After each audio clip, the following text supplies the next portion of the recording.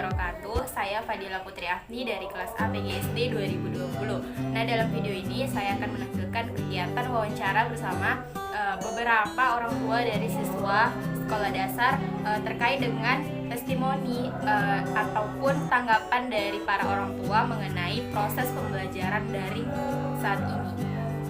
Nah, jadi di sini saya mau wawancara nih. Nah, sekarang kan lagi masa pandemi kan. Jadi ada beberapa sekolah yang menerapkan sistem pembelajaran secara daring untuk sekolah dasar itu. Nah, Ibu, bagaimana tanggapan Ibu sebagai orang tua atau selaku orang tua mengenai sistem pembelajaran daring ini? Kebetulan anak saya dulu di kelas 1 SD dan di sekolahnya menerapkan sistem pembelajaran daring. Menurut saya sistem pembelajaran daring itu tidak efektif, apalagi untuk kelas rendah, apalagi kelas 1 kan. Kalau kelas 1 itu kan harus bertatap muka sama gurunya, harus sering berkomunikasi sama gurunya. Berkomunikasi seperti apa?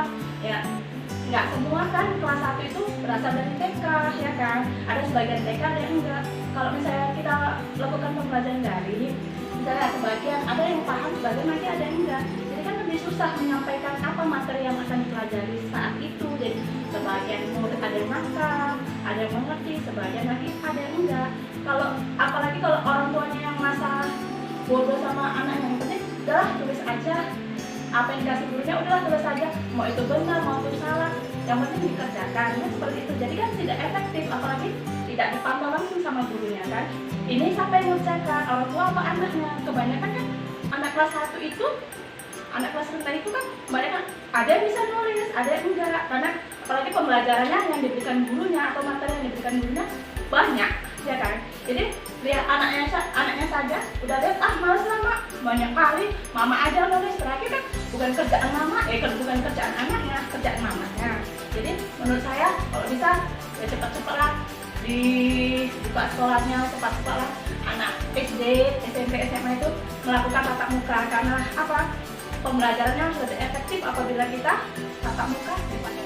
Kesulitan seperti apa nih yang pernah Ibu alami dalam mendampingi Ibu selama proses pembelajaran daring? Selama dalam pembelajaran daring, ketika saya mengajari anak di rumah secara khususnya, ya, kesulitan yang paling mendasar sekali kalau menurut saya pribadi adalah tingkat kefokusan anak pada saat kita ajari. Karena bagaimanapun ceritanya, fokusnya anak ketika belajar di sekolah bersama guru dan teman-teman di kelas pasti berbeda dengan ketika belajar di rumah bersama orang tuanya. Kalau untuk kesulitan yang lain sih sepertinya nggak begitu banyak yang saya alami. Karena kan mungkin kalau misalnya di sekolah atau di ruang kelas, setiap guru pasti mempunyai metode, teknik atau cara tersendiri untuk mengatasi siswanya dalam pembelajaran. Sementara kalau kita mengajari anak di rumah sebagai orang tua kepada anak, ya kita mengajarnya sebagaimana kemampuan kita aja gitu. Jadi kita pasti berbeda teknik antara orang tua ke anak dengan guru ke siswa. Menurut saya itu aja sih. Nah, jadi kan gini Bu, ada beberapa sekolah yang menerapkan sistem pembelajaran di pandemi ini secara langsung gitu kan, atau tatap muka. Namun perubahannya itu terdapat pada waktu pembelajaran. Misalnya nih, sebelum masa pandemi pembelajaran dimulai pada pukul 8 hingga 12 gitu kan. Nah, sekarang semenjak adanya pandemi ini waktunya itu berubah jadi pukul 8 hingga pukul 10. Nah, menurut Ibu apakah waktu itu efisien ataupun efektif untuk pembelajaran seperti ini gitu? Tidak efisien karena waktu dari jam 8 sampai jam 10 itu materi itu tidak bisa meluas penjabarannya, itu harus singkat, padat dan tepat. Kalau memang anak bisa menangkap ya bisa menangkap, kalau tidak ya terkendala kemampuan anak itu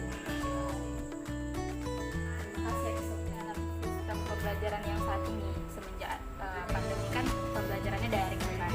Nah, kira-kira menurut Bapak apakah para siswa gitu atau anak Bapak sendiri gitu perlu pengawasan ketika melaksanakan proses pembelajaran daring ini?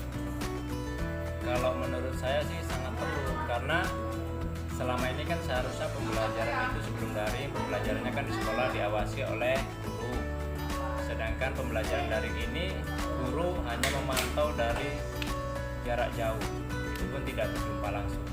Jadi sebagai pengganti guru di rumah yaitu adalah orang tua. Jadi dalam setiap proses pembelajaran atau tugas-tugas yang diberikan guru kepada siswa, maka setiap pengerjakan tugasnya itu paling tidak kalaupun tidak orang tua atau orang-orang terdekat, abang atau kakaknya yang mengawasi peserta didik itu dalam mengerjakan tugas yang diberikan oleh ibu atau bapak. Saya rasa seperti itu. Sama-sama. Nah, jadi kira-kira ada nggak tuh harapan dari Bapak untuk proses pembelajaran daring saat ini tuh gimana? Harapan saya selaku orang tua wali murid dengan proses pembelajaran daring ini ya bisa dapat terlaksana, bisa belajar seperti biasa walaupun dengan proses belajar tanpa melalui tatap muka, tapi anak saya masih dapat bisa belajar. Terima kasih Pak atas waktunya. Nah, itu tadi beberapa video mengenai tanggapan para orang tua terkait dengan proses pembelajaran daring saat ini. Maka ada pun beberapa solusi yang bisa saya usulkan atau saya berikan kepada para orang tua agar dapat memaksimalkan proses pembelajaran daring kepada anaknya, yaitu yang pertama, orang tua harus ikut belajar.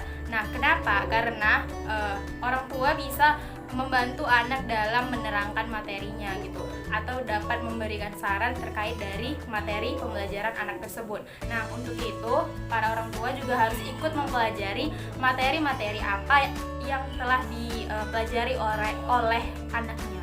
Lalu yang kedua, orang tua harus memahami teknologi. Kenapa? Karena jika ada kendala ketika proses pembelajaran daring, maka orang tua dapat mengatasi kendala tersebut. Nah, itu artinya orang tua harus benar-benar bisa memaksimalkan penggunaan teknologi agar dapat meminimalkan kendala tersebut. Sekian video dari saya. Wassalamualaikum warahmatullahi wabarakatuh.